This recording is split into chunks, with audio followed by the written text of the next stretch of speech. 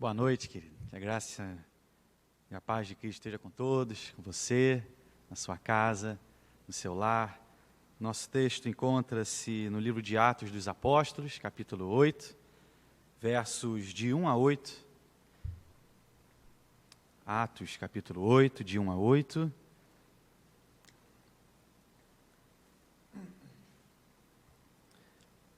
Diz assim a palavra do Senhor: E Saulo consentia na sua morte. Naquele dia, levantou-se grande perseguição contra a igreja em Jerusalém, e todos, exceto os apóstolos, foram dispersos pelas regiões da Judéia e Samaria. Alguns homens piedosos sepultaram Estevão e fizeram um grande pranto sobre ele. Saulo, porém, assolava a igreja, entrando pelas casas e arrastando homens e mulheres, encarcerava-os no cárcere. Entre mentes, os que foram dispersos iam por toda parte pregando a palavra. Filipe, descendo à cidade de Samaria, anunciava-lhes a Cristo. As multidões atendiam unânimes às coisas que Filipe dizia, ouvindo-as e vendo os sinais que ele operava, pois os espíritos imundos de muitos possessos saíam gritando em alta voz, e muitos paralíticos e coxos foram curados. E houve grande alegria naquela cidade. Leia aí comigo, mesmo você na sua casa, esse verso de número 8. E houve grande alegria naquela cidade. Oremos, queridos.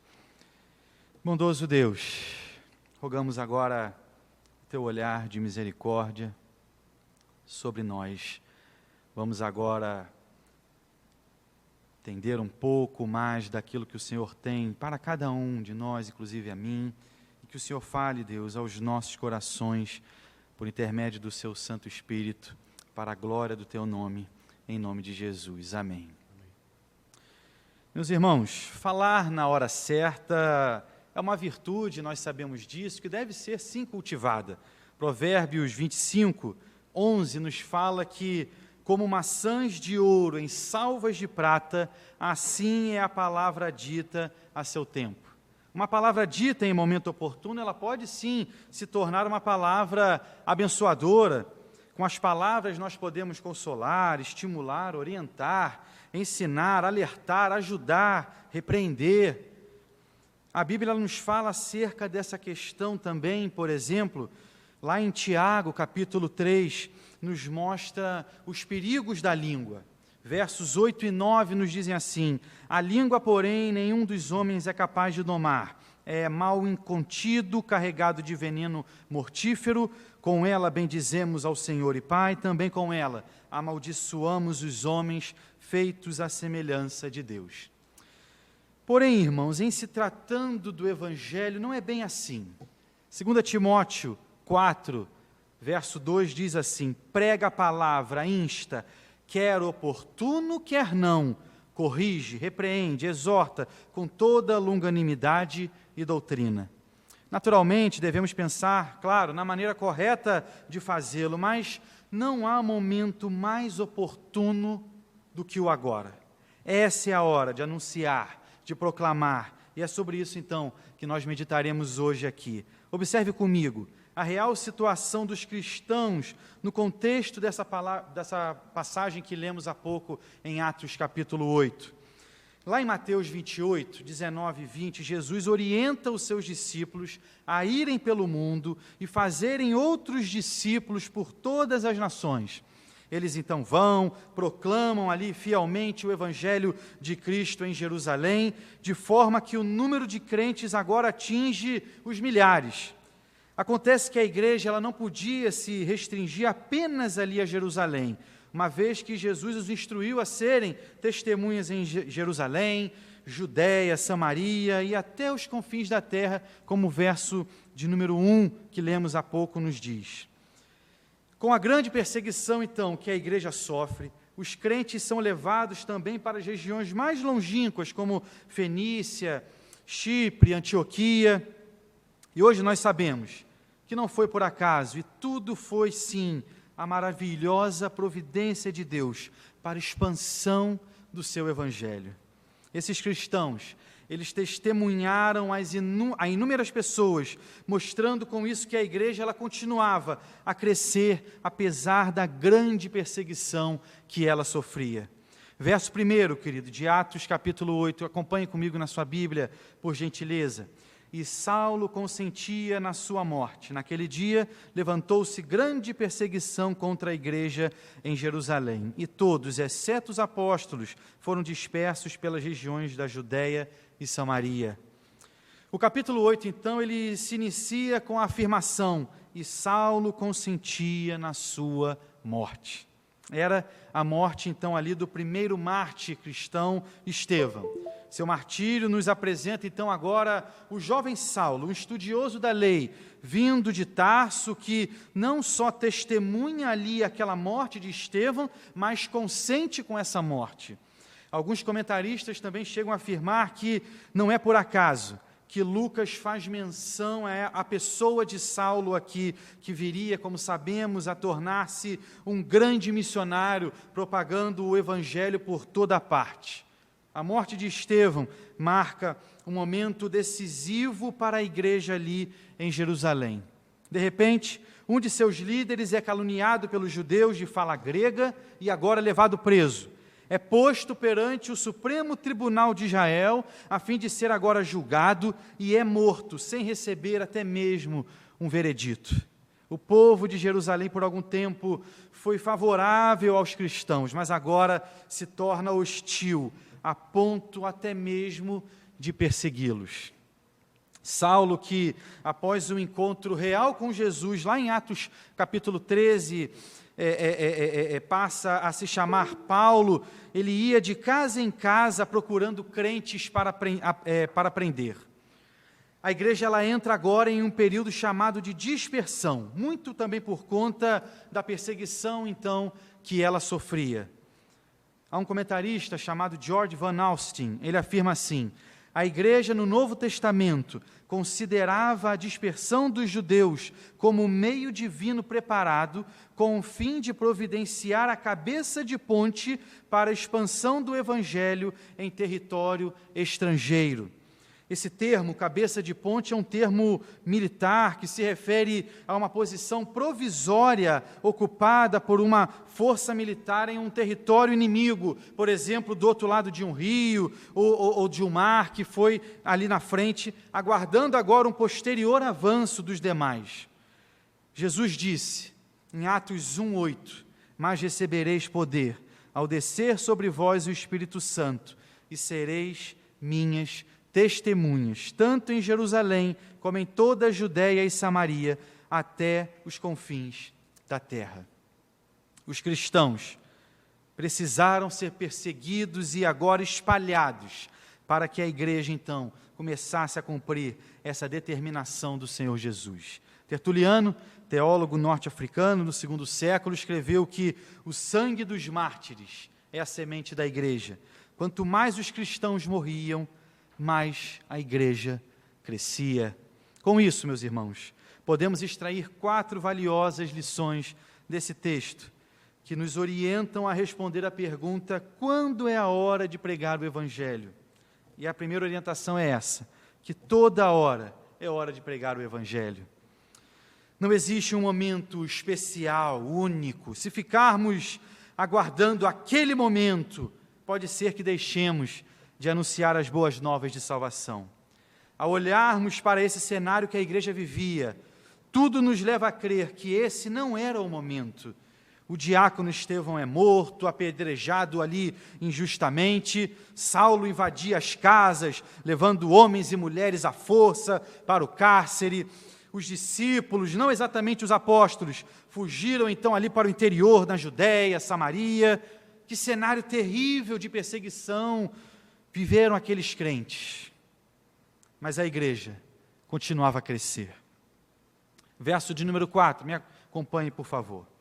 Entremente, os que foram dispersos iam por toda parte pregando a palavra. Esse verso nos mostra quem eram de fato aqueles que estavam envolvidos na propagação do Evangelho. Não eram pastores, seminaristas, missionários de tempo integral, mas eram pessoas comuns. aqueles mesmos que haviam sido espalhados, esses eram os que iam agora, de lugar em lugar, pregando a palavra. Pessoas simples, mas que possuíam uma mensagem de esperança, de fé, uma mensagem de amor, uma mensagem de paz. Aqueles que foram expulsos ali dos seus lares, ou mesmo que acharam melhor deixá-los, pregavam a palavra como boas novas, enquanto iam ali, de lugar em lugar. O que se percebe é que, em um primeiro momento, essa expansão ela não se deu por algum tipo de movimento espiritual, mas sim como algo até mesmo natural aos cristãos viajantes de ali agora espalharem o Evangelho. Essas pessoas elas não perdiam a oportunidade de compartilhar as boas novas, mesmo que indagadas do porquê haviam deixado ali os seus lares, as suas casas. Quantas vezes, queridos, as pessoas nos perguntam: e domingo, você vai fazer o quê? Essa é uma excelente oportunidade de falarmos da Igreja do Senhor e por que nós pertencemos a ela. Primeira carta de Pedro, capítulo 2, verso 9, nos diz: vós, porém, sois raça eleita, sacerdócio real, nação santa, povo de propriedade exclusiva de Deus, a fim de proclamardes as virtudes daquele que vos chamou das trevas para a sua maravilhosa luz. Pedro aqui confirma aquilo que o Novo Testamento nos mostra claramente. Somos hoje os sacerdotes do Senhor, aqueles incumbidos agora de proclamar as virtudes do próprio Cristo, que nos chamou, que nos resgatou das trevas para a sua maravilhosa luz. E essas pessoas, esse povo que foi espalhado, entendeu isso, que eles haviam recebido essa mensagem e agora então deveriam propagá-la de forma a expandir o reino do Senhor aqui na terra. Graças a Deus, queridos, pela tecnologia que nós temos hoje em mãos. Você não está aqui na igreja, mas consegue nos acompanhar aí à distância. Da mesma forma, você pode propagar essa palavra de fé, de esperança e amor para tantos, através, quem sabe, das suas redes sociais, de um telefonema. Nosso alcance hoje, queridos, é enorme. Devemos propagar essa mensagem, a mensagem do Evangelho, principalmente em tempos como nós vivemos hoje. Utilize a tecnologia a favor do Evangelho de Cristo. Além disso, nossa segunda orientação é que a hora é esta, pois nós já temos a mensagem. Essas pessoas, elas conheciam a Cristo, sabiam que Ele havia estado aqui, comido da nossa comida, respirado do nosso ar, andado entre nós, que morreu, mas ressuscitou, que ainda ficara em nosso meio antes de ser finalmente assunto aos céus. Essas pessoas, então, elas fugiam de Jerusalém e iam agora, de lugar em lugar, pregando as boas novas e também fundando ali igrejas. Verso de número 5, querido, veja comigo. Filipe, descendo a cidade de Samaria, anunciava-lhes a Cristo. Depois da morte de Estevão, os judeus cristãos de Jerusalém foram aos samaritanos com a mensagem da salvação. Um desses cristãos judeus era justamente ele, Filipe, o diácono, que também foi chamado de o evangelista, como uma forma agora de se distinguir do Filipe apóstolo. Na instituição dos diáconos, em Atos 6, Filipe aparece como um dos homens de boa reputação, cheios do Espírito e de sabedoria. Sabemos como os samaritanos eles sofriam por serem um povo de ascendência limista, ou seja, surgiram quando o povo de Israel se misturou com pessoas de outros povos, de outras crenças, trazendo agora grande sincretismo para aquela nação. No entanto, Filipe vai a esse povo e prega a Cristo. Eles não estavam mais excluídos da Boa Nova. A mensagem de Deus, queridos, ela é universal, ela é para todos.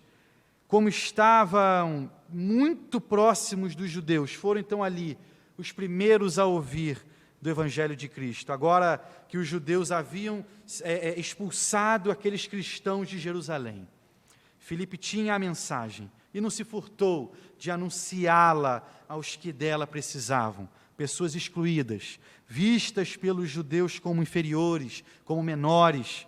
Foi a esses que Filipe anunciou a mensagem de salvação.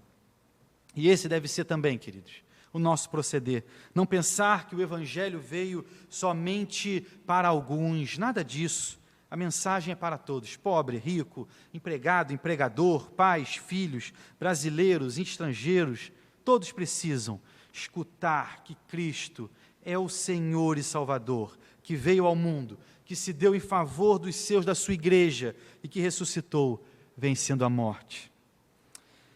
A nossa terceira orientação é que essa é a hora de anunciar, porque as pessoas, elas querem ouvir. Sei que pode até parecer pretensão, mas acredite, todos gostam de ouvir uma boa nova, uma notícia boa, uma bela mensagem. Quando olhamos as listas dos filmes mais vistos nos cinemas, geralmente são histórias que trazem mensagens positivas de redenção dos seus personagens. Em geral, há uma situação boa, algo então vem a romper com aquilo que era bom, trazendo dor, tristeza, e no fim então ocorre a redenção, onde aquilo que foi perdido é achado, aquilo que se feriu é curado, aquilo que se rompeu é reatado. Essa é a boa nova, querido. Essa é a história da salvação. Essa é a história maravilhosa que nós devemos anunciar, de algo que era bom, que era perfeito, que é a criação, e que foi agora maculado, manchado pelo pecado. Deus então envia o seu único Filho para nos redimir, e como o Cristo Redentor, temos nele a nossa própria redenção. Nossa comunhão então agora é restaurada. A comunhão rompida lá no Éden, ela é agora restaurada em Jesus. Nós temos em nossas mãos essa boa notícia. É por ela que nós estamos hoje aqui. Essa maravilhosa notícia que nos fez em algum momento das nossas vidas ser atraídos com amor para perto do Pai. Um dia nós ouvimos essa boa nova e fomos transformados para sempre. Verso de número 6, veja comigo. As multidões prestavam muita atenção ao que Filipe dizia, ouviam-no e viam os milagres que realizava. Nós percebemos que não houve dificuldade para Filipe falar àquelas pessoas. O texto diz que todos ali prestavam muita atenção. Esse dom de pregar e realizar prodígios e milagres não estava limitado aos apóstolos naquele tempo. Estevão e Filipe, que foram nomeados diáconos, também tinham esse dom. Filipe atraía multidões em Samaria como resultado do seu ministério de pregação e também de cura.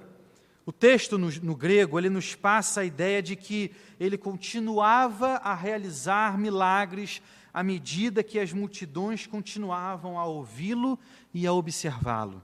O povo dava ali total atenção a Filipe.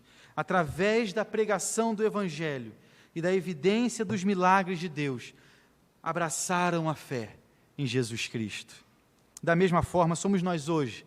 Não adianta falarmos de algo que nós não vivemos, que nós não gostamos, que não desejamos. Soaria, meus queridos, muito falso. Pessoas podem até nos chamar de hipócritas por isso. Aquelas pessoas, elas viam em Filipe alguém que lhes ensinava e que vivia aquilo que pregava. Alguém que tinha prazer e alegria em contar aquelas histórias, em proclamar aquela verdade, pois acreditava nela. Na verdade, queridos, nosso maior exemplo de alguém que ensinava aquilo que vivia é o próprio Senhor Jesus. Ele não só falava do amor, mas é o próprio amor encarnado. É assim que nós devemos também ser, exalar satisfação e plena alegria ao contar as boas novas, anunciar com amor e compaixão para aqueles que ainda não reconhecem o senhorio de Cristo sobre suas vidas. Chegamos então à nossa quarta e última orientação. Toda hora é hora de se pregar o Evangelho. Nós já temos a mensagem, cabe a nós anunciá-la. Além disso, as pessoas, elas querem escutar boas notícias. Com tanta notícia ruim, ou mesmo falsas notícias por aí, nós temos a mensagem que é verdadeira, relevante e é excelente. E a nossa última orientação é que a hora é esta, pois Deus está conosco. Percebemos que nos versos 6 e 7, Filipe não estava sozinho em sua missão de espalhar a palavra da verdade. Deus estava com ele, o guiando, orientando, direcionando para onde ele devia ir e com quem ele deveria também falar. Verso 7, veja comigo, por gentileza. Pois os espíritos imundos de muitos possessos saíam gritando em alta voz, e muitos paralíticos e coxos foram curados. Quando Jesus, então, começou o seu ministério, Satanás fez grande oposição com seus espíritos malignos, habitando em inúmeras pessoas. Alguns desses demônios se encontravam ali também nos cultos, nas sinagogas, e esses mesmos demônios identificaram Jesus como Santo de Deus. Marcos 1, 23 a 26 nos fala isso. E nos tempos apostólicos, a possessão demoníaca ela não diminuiu. Pedro expulsava demônios das pessoas que vinham a ele das cidades circunvizinhas a Jerusalém. Atos 5, 16 nos fala. Paulo exorcizou um espírito de uma moça escrava ali em Filipos. Atos 16, 16 a 18 também nos diz isso. E também expulsou demônios quando ensinava e pregava em Éfeso. Atos 19, 12 nos mostra isso. Igualmente, Filipe expulsou demônios dos samaritanos. Ele exorcizava os demônios que, ao deixarem a pessoa, anunciavam essa saída por gritos agudos ali. Eles sabiam que Filipe lhes falava no nome e no poder de Jesus. Em sua luta para alcançar judeus e gentios, Pedro, Paulo, Filipe, sabiam que confrontavam a oposição de Satanás a Jesus. Filipe também curava os paralíticos e aqueles que eram coxos. Por meio de seu ministério, as pessoas elas recebiam cura física e cura espiritual. Da mesma forma, queridos, Deus também está conosco. Mateus 28, 20, Jesus nos diz que "E eis que estou convosco todos os dias até a consumação dos séculos." Temos a certeza, na palavra de Deus, que aquilo que fizermos, fazemos com Deus ao nosso lado. No raiar do dia, ao nos depararmos com mais um dia de lutas, dificuldades, sacrifícios, informações por vezes alarmantes, Deus é conosco. Ao recebermos uma notícia, quem sabe, de enfermidade na família, ou mesmo nossa, Deus é conosco. Em todo o tempo o Senhor é por nós. E Ele nos usa também para o seu trabalho. 1 Coríntios 3,9 nos diz: "Porque de Deus somos cooperadores." Deseje isso, ore por isso, peça para que Ele te use como cooperador em seu reino. Assim como fez Filipe, Estevão, Barnabé, João Marcos e tantos outros, cabe a nós não nos calarmos, mas estarmos disponíveis nas mãos do Senhor, porque essa é a hora. A nossa conclusão, então, encontra-se aí, no verso de número 8.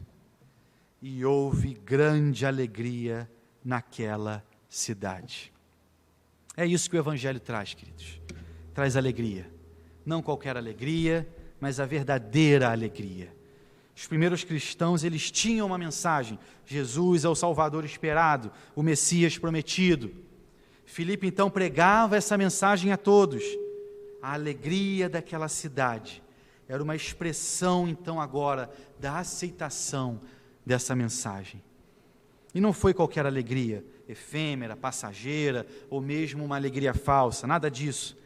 Essa alegria que inundou toda a cidade foi a alegria que só Jesus pode dar. Uma das características que Gálatas 5:22 nos traz acerca do fruto do Espírito é justamente a alegria. Essa é especialmente demonstrada àqueles que se convertem, que conhecem Jesus como seu Senhor e suficiente Salvador. E você, tem se colocado disponível nas mãos do Senhor para que Ele cumpra em você a sua vontade?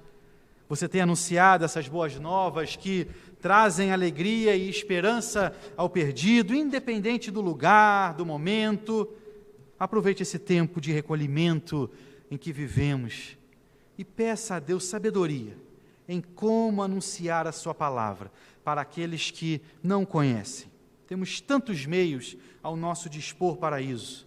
Use-os com sabedoria e também com prudência. Além disso, você tem orado pela sua cidade, pelo seu país?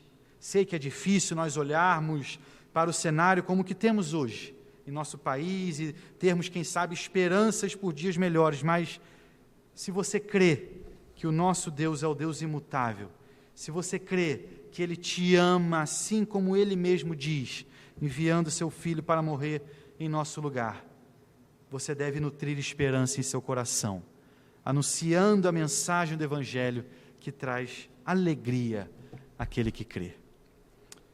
Segundo Crônicas 7:14 nos diz: se o meu povo, que se chama pelo meu nome, se humilhar e orar e me buscar e se converter dos seus maus caminhos, então eu ouvirei dos céus, perdoarei os seus pecados e sararei a sua terra. Ore comigo, querido. Você vai ter um momento aí de oração silenciosa na sua casa, nesse tempo que tiramos agora em oração, por aquilo que foi falado. Ore ao Senhor, pedindo a Ele sabedoria, orientação, para que Ele possa verdadeiramente te orientar nesse tempo que nós vivemos, orientar no sentido de você ter as palavras, os pensamentos que agradem ao Senhor.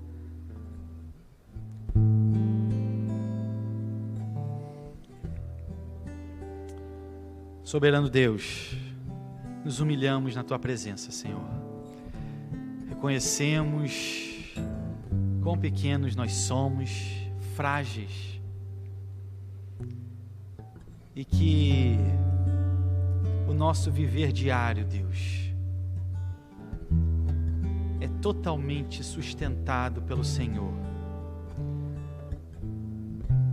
Conhecemos isso, principalmente em tempos como os que vivemos hoje, Deus. Te agradecemos porque temos recursos suficientes para continuar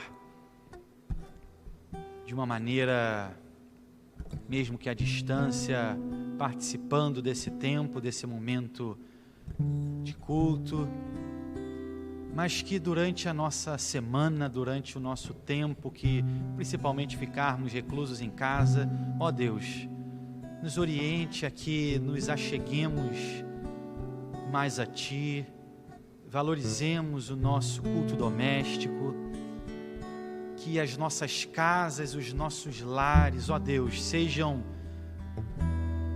para Ti, com a Tua palavra sendo lida, anunciada, cantada, que orações sejam, Deus, feitas pelo Teu povo, tal como esse verso de Crônicas nos assegura que se o Teu povo, que se chama pelo Teu nome, orar e se converter, o Senhor vai ouvir. Ó Deus, ouça o nosso clamor, a nossa súplica, que fazemos, não em nosso nome, não na nossa força, não na nossa suficiência, mas no nome daquele que nos chamou, que nos resgatou, que nos tirou das trevas para a sua maravilhosa luz, Cristo Jesus, Senhor. É por Ele que nós oramos. Amém.